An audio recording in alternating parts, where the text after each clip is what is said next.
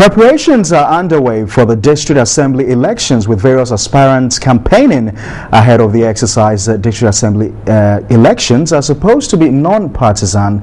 Political parties are not supposed to be involved. However, there's been some concerns about the elections and campaigning taking on a partisan approach. Let's cross over live to William Ivantinkum for more.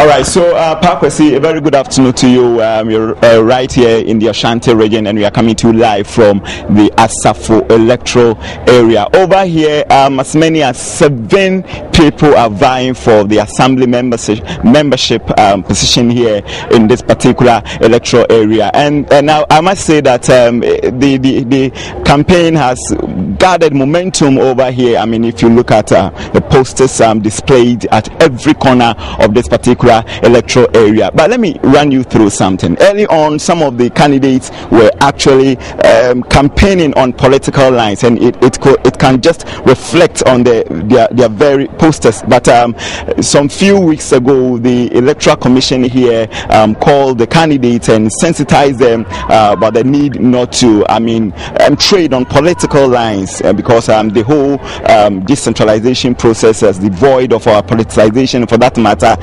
no candidate should affiliate his or herself to any political party in order to make the whole thing very successful. So I can tell you that a number of the candidates have changed their posters, but one interesting thing is that women participation has been very, very impressive as far as this whole exercise is concerned. But we will be speaking to a number of voters here who are expected to turn up at the various centers to cast the vote and elect an assembly member for this particular area. Let me speak to this gentleman here. Good afternoon, boss. Good afternoon. All right. Inti say district assembly elections, ahomboaboa pa e wa ha say no eti say. Oh, say hane de omo aya de I say no bia hu say omo contest ni nyina ye bibi ma hu say obi ani abre. All right. Normally ya na time so obi ba also me MPP ni me NDC ni me CPP me PNC and me this political party ni inti tuma me omo ba de asempa no mo ka kire mo. Oh, eno de but nipa ba kon ana say omo de asini so oye NDC but ono so no ye hu ni sa ana obi anso man ka say me ye party we and they will be a visa and maybe anti. All right. Okay. Yeah, Massa. Good afternoon. Oh, yeah. We are live at TV3. Now, MSA District Assembly elections seem to be a March 3rd. Now, a basso. Say now, why we say over to abano? Oh, share political party be and now will be a candidate. No, oh, share political party or affiliate to. And so, what to abana and I say, oh, to ama will be a bit my age, man. Okay, Madam, I say, my battery so the can say politics and from master no memo. No jam from master no so bu out as a phone the Jumane no more young say o dear swa Bobama or manade etumpon. But the somewhere there someone as a for a dear politics we use MY because you go for Bua and use Anna who to a bunch of my summer so to my be a young guy bet me a call Petamo says Sena high if you say as a fool say I'm best 8 clear. By now say and peniful dear soon to Omunimsa and Koduno met my side into young boy walk or do what my penny akasa a tree blah blah safono and a pentama so any abra the person to my young boy say be a bit me a ns I say be a bit me a boy my and kuntune and no be at me a bass of momentum so any abreno. All right, so I think the most important, that man was trying to play smart there, but I think the most important thing is that the very voters who are expected to turn up at the various registrations the various centers to centers to actually cast their vote and elect an assembly member for this particular electoral area. They are not going to do that on political lines, and it is very clear that the electoral commissions, education has actually paid off as far as this whole exercise or the expected exercise is concerned. So that is it for you, Pakwesi. Let's return to our story on the impending district assembly elections. Let's speak to Eric Oduro-Osai. He's a Dean of Students and Research at the Institute of Local Government Studies.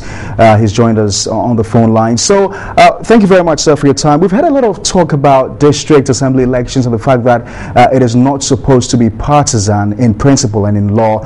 But in practice, is this ever going to be possible? Thank you very much. And I want to say that if we really want our law to reflect the practice, then it should be possible, because at the time that we conceived the idea of having local level elections being non-partisan, we were in an unconstitutional era where we thought that the political parties participating in local level elections was not going to augur well. But events on the ground suggest that at the moment that we are imposing a partisan national system on a non-partisan local system, then it means we have to think about introducing party politics or partisans into the local level elections. The second argument is that looking at what is happening on the ground now and looking at the principle of winner takes all as it's happening now in our contemporary politics, it seems to me that it is about time we introduce partisanship into the local level elections. And again, Ghana is not the only country. Countries like South Africa, we have Bolivia, we have Mexico, we have Cote d'Ivoire, we have Kenya, and we have Nigeria. Even Senegal are doing local government elections on partisan basis. So, looking at all these arguments, it tells me that there is a need for us to politicize it. So we should be able to get there. As of now, for this 2015 local level elections, we cannot politicize this, because in law and in principle, we are not supposed to do that. Let me also add that we have argued that the local level management is a training ground for future leaders. These future leaders are people who are coming to manage national level activity. They are coming to be MPs, they are going to be presidents.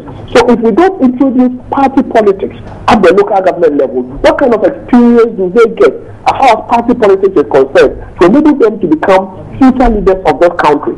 So I think that looking at all the arguments and the things that people have said and what is happening on the ground, we should allow the theory to reflect the practice by politicizing the local level elections. So if I understand you and if I get you right, you are advocating a future amendment of the Constitution or the law? Definitely. We should be able to do that. We should be able to do that. And especially when Ghana, we don't have any mid-term elections that affects the performance of government. And we also want to ensure that democratic decentralization is entrenched at the local level. The best way to go is to politicize the local level elections. Thank you very much, sir. You're welcome.